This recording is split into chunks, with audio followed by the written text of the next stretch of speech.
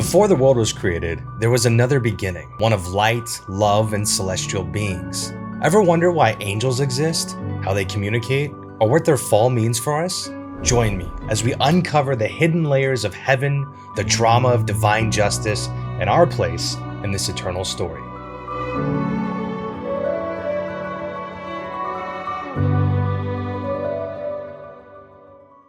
In the beginning, God created heaven and earth. But did you know there was a beginning even before this? We're used to hearing "in the beginning" from Genesis, describing the creation of our physical world. But there was an event before that, and that was the creation of the angels. The very first act of creation God did was to create the angels. So why do angels even exist? We know angels are servants of God, but technically humans are too. So that can't be the only reason. Well, you're in luck, because there is an answer for it.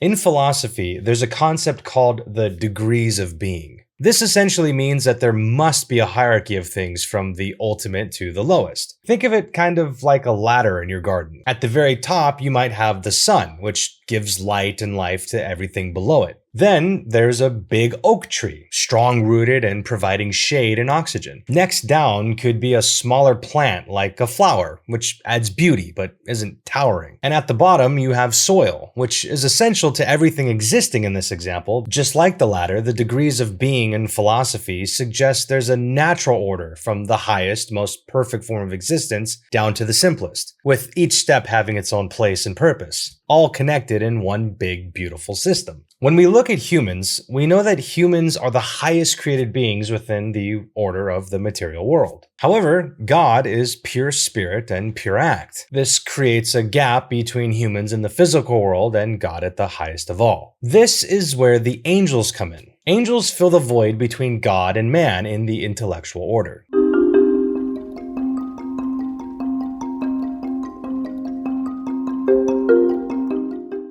When God made the angels, they didn't experience heaven at first. God made every single angel in a single act and let them know what their created purpose was for their existence. This also means that every angel that will ever exist has already been created. This is a lot different than how humans operate. As we know, new people are being created every single day and will continue to be created until the second coming of Christ. We explore how angels operate later, but essentially all the angels were able to fully understand their created purpose instantaneously.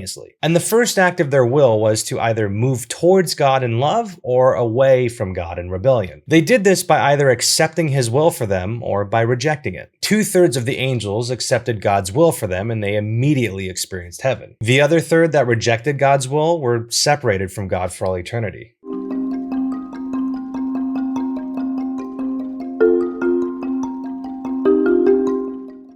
God created a hierarchy for the angels based on their intellect, with the highest angels being the closest to God. And their nature contains the greatest intellectual capacity to know God and to understand His truth with the greatest clarity. However, 1/3 of the angels that were supposed to be within that celestial hierarchy fell away. So what happens to these spots God made for them at their creation? Well, those spots were left vacant, and that left holes within God's celestial hierarchy. Now, before we continue, let me make a few disclaimers. The things being discussed in this video are mostly speculative theology. This means that a lot of what's being discussed comes from writings of theologians throughout church history and various members of the church. Things like angels existing, their names, and examples of their rankings and things they do can be found in scripture. But a lot of what we're going to talk about today comes from theological considerations from respectable members of the church, such as St. Thomas Aquinas, St. Bonaventure, St. Matilda, Pope St. Gregory, St. Hildegard, St. Bernard, and some other members of the church like Anne Catherine Emmerich, Dionysius, the Areopagite, and various exorcists that deal with some of this stuff. If you're interested in some further reading on a subject, I'll leave some links below in the description. I'm not sponsored and I don't earn anything if you decide to buy the books. I'm just sharing a few books that I found useful in my studies. All right, now that that's out of the way, back to the video.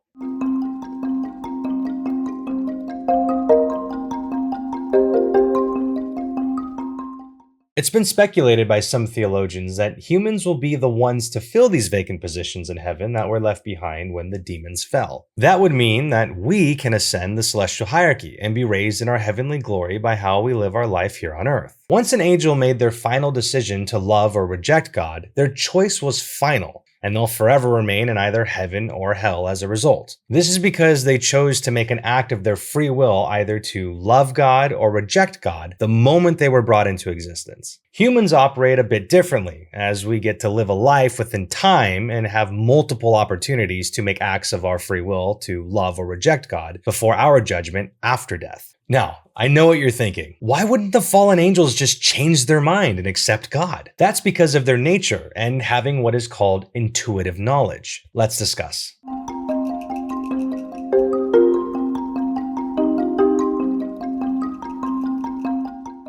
First, we need to understand what it means for something to have a nature or an essence. It might help if we look at what the nature of a human is, since we are human and can more easily grasp what this concept means by looking at ourselves. Humans have what we would call a human nature, and that's what the essence of a human is. Okay, so what is that? A human is a physical body and a rational soul. We'll explore each of these in a second, but it's also worth mentioning that a human is what is called composite in nature. Composite means that we are composed of things that make a human. We have organs, blood, bones, brain, eyes, hands, feet, etc. These are all separate things that come together to help further separate us from other things as distinctly human. This isn't to say that a human is no longer a human just because they may be missing a hand or an eye or a foot, but it means that the normal standard we see in the human composition contains these things. But these things alone don't fully make up what it is to be human. Humans have a physical body and a rational soul. We're also composite in this way, being composed of more than just material things like our physical body, as we're also composed of the immaterial, such as a soul.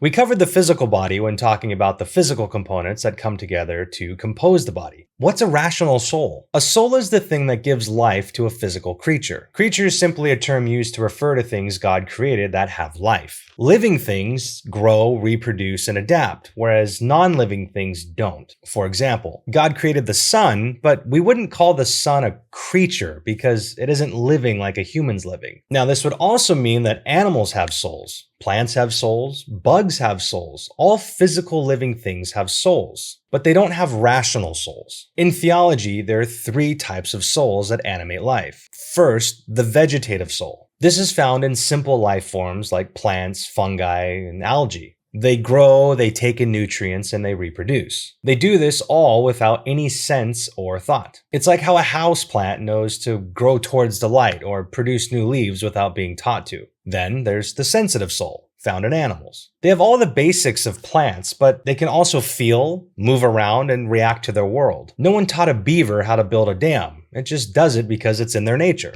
And now the rational soul, unique to us. We have everything plants and animals do, but we can also think, reflect, and make choices. This soul gives us the ability to reason, to know we exist, to create art, to philosophize, and to love in ways that are complex. Our mind is this rational soul at work. Our intellect provides knowledge, while our will decides what to do with that knowledge. The intellect informs and the will acts. No other creature has this capability. Rocks don't have souls. They're not living.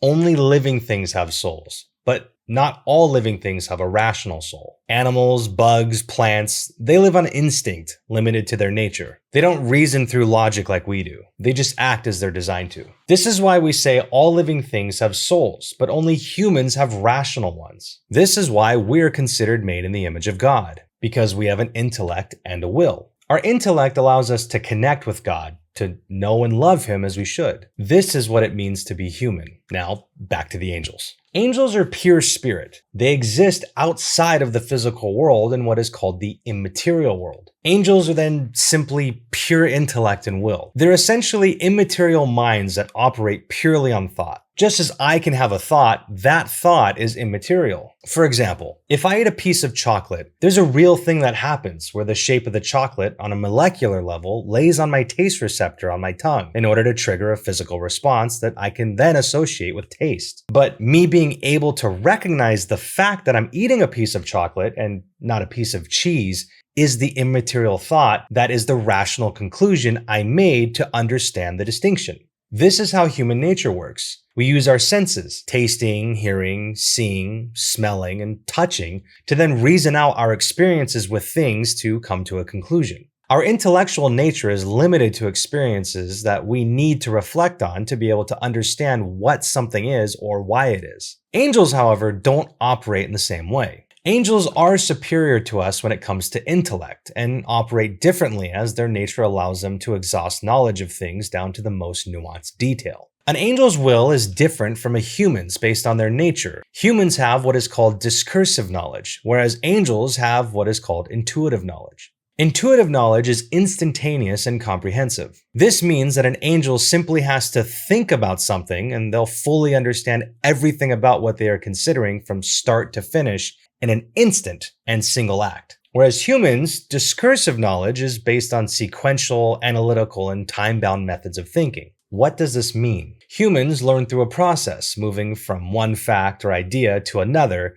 as many times as necessary to come to a conclusion. Whereas angels know through intuition, grasping the whole truth at once. Angels simply have to move their will to consider something and they'll fully know about that thing in an instant. They can know the beginning and the conclusion through one act of consideration. This means that angels don't learn as humans do, they simply know things. Kind of like how a computer can instantly retrieve and display data when asked. A computer's nature allows it to access the internet and access any information that's available within the confines of what exists online, seemingly instantly. Now imagine how fast a human-made computer can process information, and then think about how an infinite God can create something with far superior abilities. This immediate, comprehensive knowledge is a key aspect of what it means to be an angel. And this is also why an angel remains an angel in heaven and a fallen angel remains a fallen angel in hell. Due to the nature of an angel, they fully understand their decision in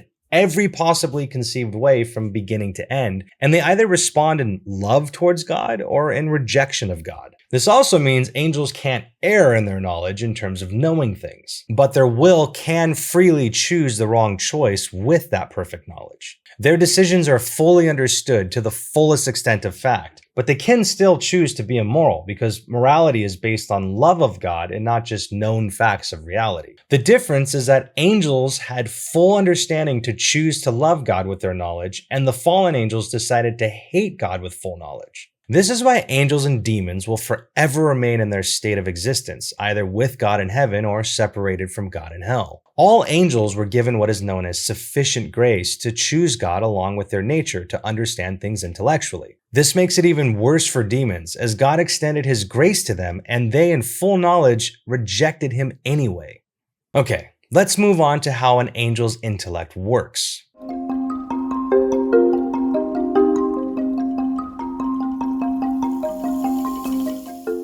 Angelic intellect is broken down into 3 types of intelligence: natural knowledge, infused knowledge, and beatific knowledge. An angel's natural knowledge is based on their nature. Each angel has a different natural capacity to knowledge and their ability to understand and know things based on how God made them. The higher their level of natural knowledge is, the higher within the celestial hierarchy the angel's placed. In other words, a seraph, who's at the top, will have a higher natural knowledge than, say, a guardian angel, who's much lower. That'll be explained later and will make more sense when we get there. Because of an angel's nature and their natural knowledge, they're able to fully grasp the beginning and end of an idea in an instant simply by considering something. An example would be, a human may be digging in the ground and then come across a rock. The person would pick up the rock and look at it. The rock is clear, shiny, and you know you haven't found many of these, so it could be rare. You then take the rock and wash it off, get a better view of what it is. You see that it's even shinier and not like anything else you've seen before. And you know that of all the time people have spent in this area digging with you, no one's found anything like this. You then take the rock and decide to go inspect it further. You then have to take the shiny rock and go analyze it with a series of tests. You inspect it under a microscope, you might put it into a machine that can determine what it's made out of, and after enough analysis, you finally come to the conclusion that you have found a beautiful diamond. So the way a human understands things is through a process like this. You find something, you consider it, you analyze it, you reason your way to the conclusion that this rock is actually a diamond. An angel, on the other hand, simply knows instantaneously that what you found was a diamond. But they also know that exact molecular composition of what a diamond is. They even know that the diamond you found is a VVS2 with a color grade of H, without doing any further inspection. Their natural knowledge allows them to exhaustively know all essences of things simply by thinking about them. The next type of intelligence an angel has is known as infused knowledge. Infused knowledge is when God grants the intellect a deeper understanding of some divine truth. Normally, this would be outside of the natural limits of the created nature of the being. This could be one of those aha moments where some profound understanding all of a sudden makes perfect sense, and no amount of consideration would have ever revealed that conclusion. It only happened because God granted the understanding through infusing His knowledge into the intellect. That's what allowed the understanding to happen. The third type of knowledge an angel can experience is known as beatific knowledge. Beatific knowledge is when God allows His essence to be fully understood to a being, where He shares His fullness with them in a way that they can fully see God for who and what He is. This allows the being to fully see and experience God in a way that transcends natural and infused knowledge. Think of it like plugging your brain directly into Wi-Fi and being able to fully access all of the internet with your mind at once. But the internet in this example here is God's infinite being. It's the ultimate fulfillment that anything can possibly experience, and it's beyond our comprehension. We just know that it's awesome. Humans, like angels, also have natural knowledge. We can have knowledge infused in us by God Himself, and we can experience beatific knowledge when we're in heaven. Like the angels, we can experience all three forms of knowledge. This also means that fallen angels only experience their natural knowledge limits and don't receive infused knowledge from God, nor do they experience heaven, so they'll never experience beatific knowledge either. Now you might be asking yourself, how can angels communicate?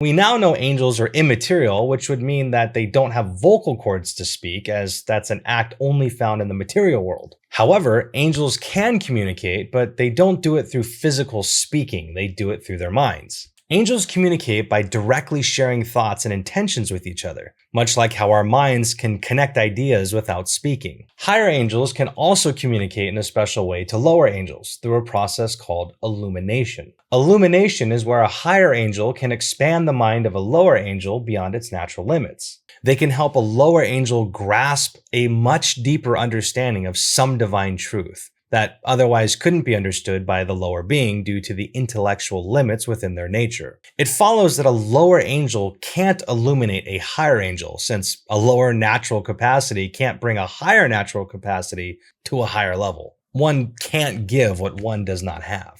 Also, illumination is only something angels experiencing heaven can do, as it's performed through God. This means that fallen angels can't communicate through illumination, as they have no capabilities beyond their natural limits infused into their essence. Illumination is an act of charity, reflecting love for God. Since demons have rejected this love, they can't act in ways like illumination that are rooted in divine grace or virtue. However, angels and demons communicate through their will. Communication is different from illumination. Illumination is the act of increasing the natural capacity of the intellect to be able to grasp information beyond natural comprehension. This is also something God uses the angels for to help humans in particular circumstances, to understand divine things and grasp concepts beyond our natural limits. An angel communicates through moving their will to propose passing a thought to another angel. God allows the angel being proposed to know that an angel is trying to communicate with them. And then the receiving angel can either choose to accept or reject the proposition. If an angel accepts the proposition from the other angel, then the angel can pass their thoughts to the other and communicate a message. This is what spiritual warfare entails among angels and demons. It's essentially a battle of the wills. Angels, empowered by God, are poised to defeat demons because demons are restricted to their natural capabilities, whereas angels possess an inherent superiority due to their divine alignment.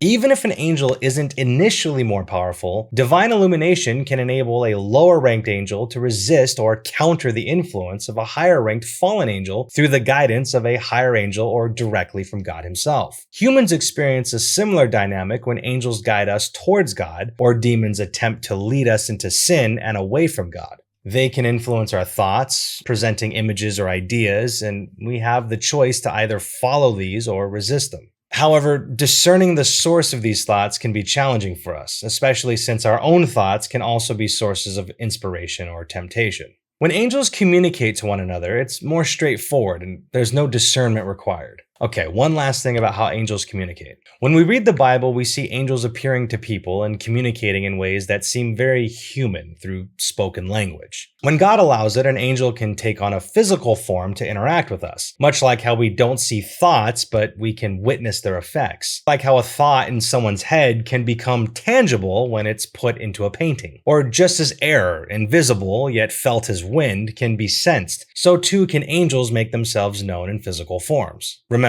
with God, all things are possible. Now that we understand what angels are and how they function, let's look at what they do.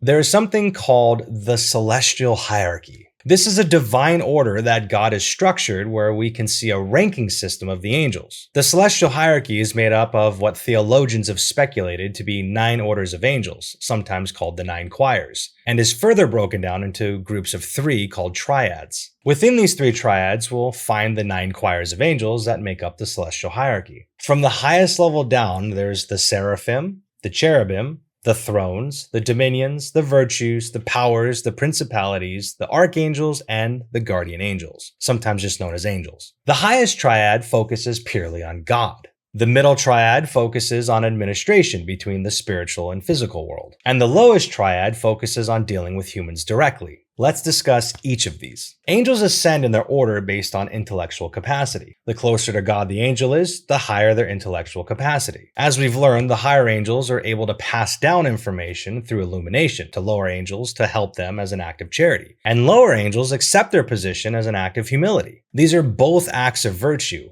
All angels are perfect in the virtues that are appropriate to their nature. So the first and highest triad are the closest to God and are thought to not normally leave their positions to carry out missions of God's will. The missions are carried out by lower angels, as we'll soon see. The seraphim are an intense and all-consuming blaze of pure love that's unquenchable, dispelling all darkness and filling the void of coldness. The seraphim contemplate God's essence. They represent the fire that is the love of God. The seraphim reveal God's pure love to those below their status. The cherubim contemplate God's essence as the seraphim do, but their representation is the wisdom of God. They know the mind of God and reveal the mysteries of divine truth to those below their status, enabling them to know God's will and to judge all things from the divine perspective. They are the guardians of God's wisdom and knowledge, which is why they had their role in guarding the Garden of Eden. The thrones represent God's justice and authority. God exercises his judgment through the thrones.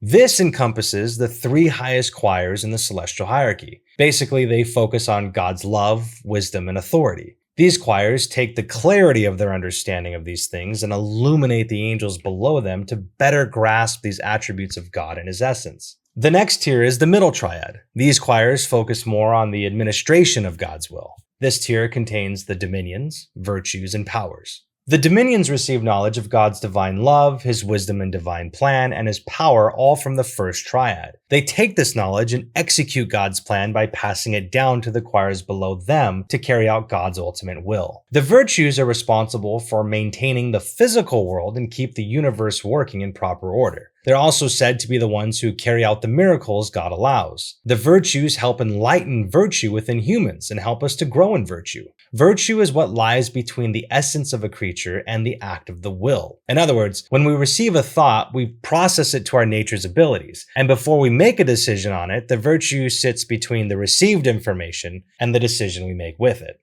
The powers are responsible for fighting the demons or fallen angels. They have domain over the demons and participate in spiritual combat and maintaining order within God's creation. They keep the cosmic order balanced by keeping the demons at bay from wreaking full havoc. The final tier is the lowest triad. These choirs focus on us. They operate within humanity to carry out God's will. This tier contains the principalities, archangels, and guardian angels. The principalities are responsible for overseeing the lowest tier. As the powers had dominion over the fallen angels, the principalities oversee the lower angels that work within humanity directly. The principalities direct the lowest tier and are also responsible for protecting large groups of people, like entire nations and societies. Principalities will also be active in governing over world leaders and help shift power from nations towards good. Archangels are responsible for announcing great things. The three archangels mentioned by name in the Bible are Saint Michael, Saint Gabriel, and Saint Raphael. Archangels serve smaller groups of people as well, and oversee communities of people. They're said to carry out announcements of divine mysteries, protect against evil, healers of body and soul, and also guides through life. The final choir of angels are the guardian angels, or sometimes just simply angels. This choir deals with individual people. We know from scripture that God assigns every single living person a guardian angel. Our guardian angels are responsible for protecting us throughout our entire life, both physically and spiritually, pertaining to God's will for us. Our guardian angels are active in our lives and never rest, as they're pure spirits. One thing to consider is that God created all angels in a single instance, and the first act of your guardian angel was to love you and accept God's will for them in creating them specifically to be your guardian angel. Take a moment to give them a thank you and feel free to seek their guidance and protection in your prayer life. Now that we've covered the hierarchy of angels, let's wrap this up with a couple of cool theological takeaways.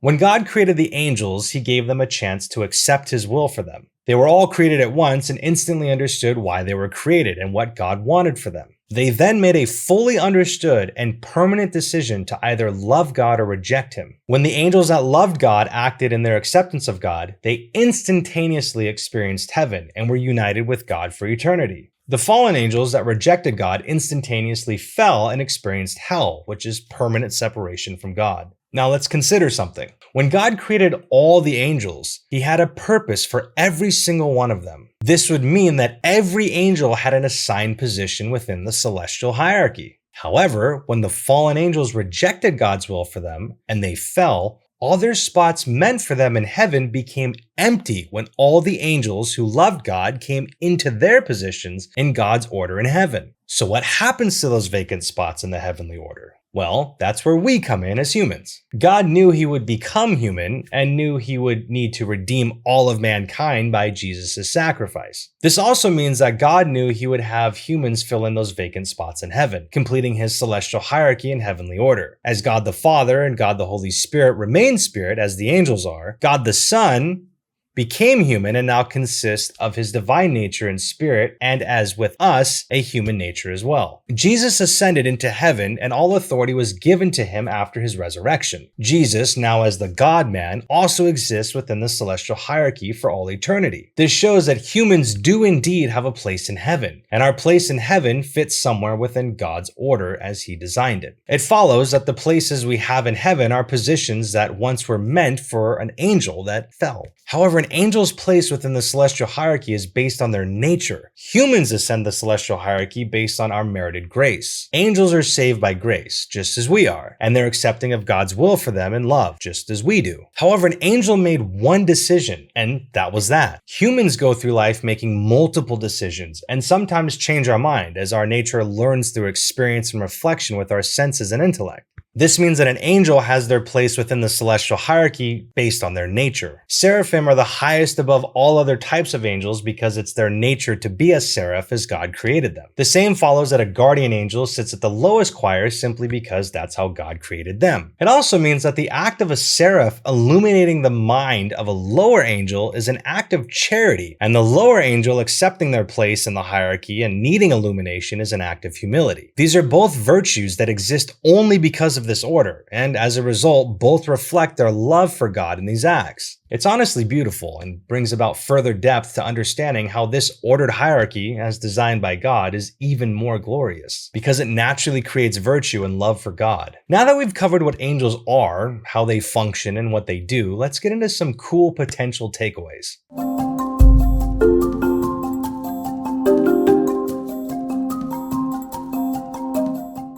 Now remember, much of what we're talking about here is speculative, and it's based on interpretations by theologians throughout history and a combination of potential logical conclusions based on what we've just gone over. But I want to explore 3 things that can be drawn from theological speculation that I find interesting. The fall of Lucifer and God's divine justice, Mary and Satan, and finally, humans within the celestial hierarchy, and why evil has a vested interest in delaying the inevitable. Let's get into these. The fall of Lucifer and the concept of divine justice. It's often speculated that Lucifer, before his fall, was among the highest of all the angels. The term Lucifer means light bearer and suggests that he may be a seraph, and those are the angels closest to God and are known for their intense love and light. The narrative tells us that Lucifer's downfall came from pride and a desire to be like God, or even above God. In theology, pride is the opposite of humility. Following this line of thought, the natural consequence of pride would be something that directly challenges the sin. Humility as a virtue stands in opposition to pride. This is where Saint Michael the Archangel comes in. Saint Michael leads the charge against Lucifer in the book of Revelation and ends up being the one to cast him out of heaven. This act performed by Saint Michael through God is an act of divine justice and restores God's order after Lucifer disrupts it. Saint Michael casting Lucifer out of heaven accomplishes a few things. Saint Michael is elevated by God as a reward due to his humility. Lucifer is cast out of heaven and is humiliated as a result of pride. And God's order is restored through an act of perfect justice in Saint Michael's humility overcoming Lucifer's pride.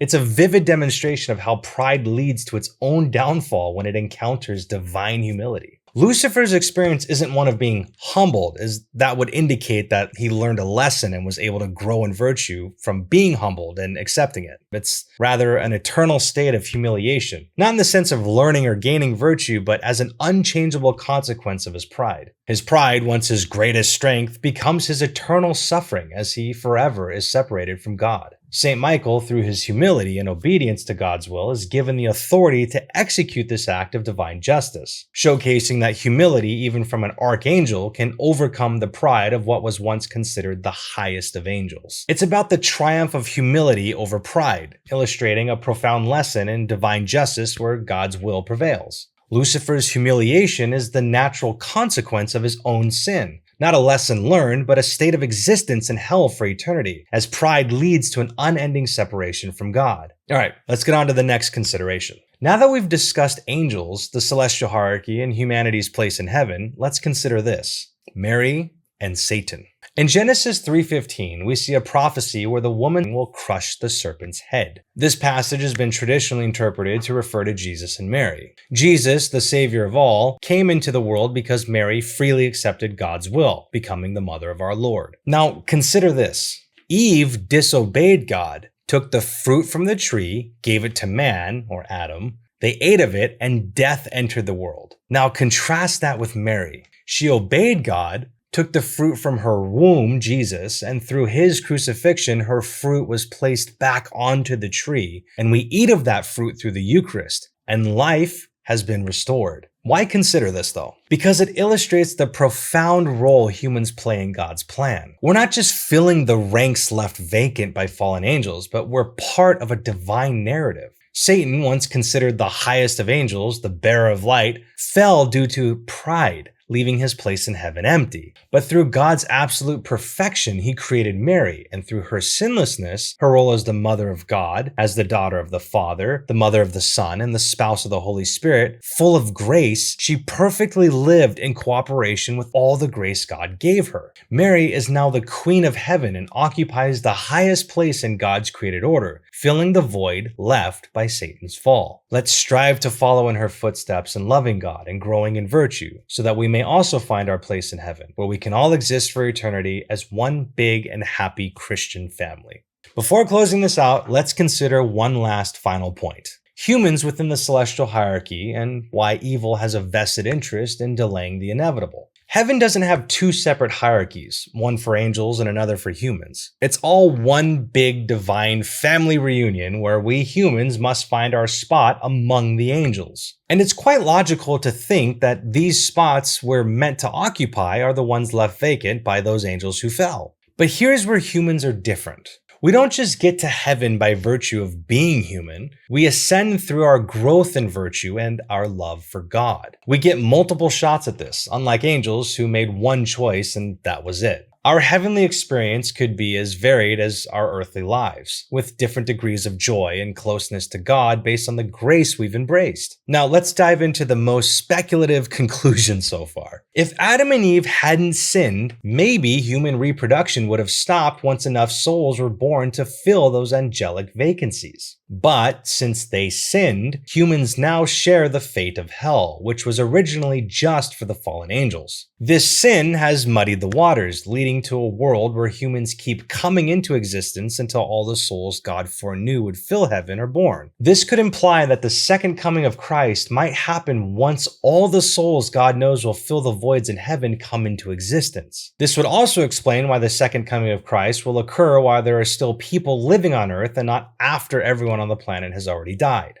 It could be that the moment the last soul, which God foreknows will go to heaven, comes into existence, the second coming could immediately follow. Of course, we don't know when that will be. No one can determine the final state of a soul, nor does anyone know the day or hour of the second coming. But here's where it gets even more interesting. Why have we seen a decline in birth rates? Abortion, economic struggles, a lack of understanding about the sanctity of life, cultural shifts towards self-indulgence and contraception use, all these could be seen as tools in Satan's toolkit to slow down this divine plan. By delaying the second coming of Christ, Satan and his minions get more time to operate in the material world before the final judgment, where they will face eternal separation from God in an even more profound darkness than they already experience now. Theoretically, if Satan could stop human birth, he might prevent heaven from being filled in all its vacancies. But of course, this won't happen because God's in control. This speculative viewpoint might explain why some see demonic influence behind falling birth rates. Not to thwart God's plan, but to delay the inevitable, giving evil more time to work before the final irreversible judgment. While this is speculative theology, it's intriguing to consider, especially in light of what we see happening in the world today.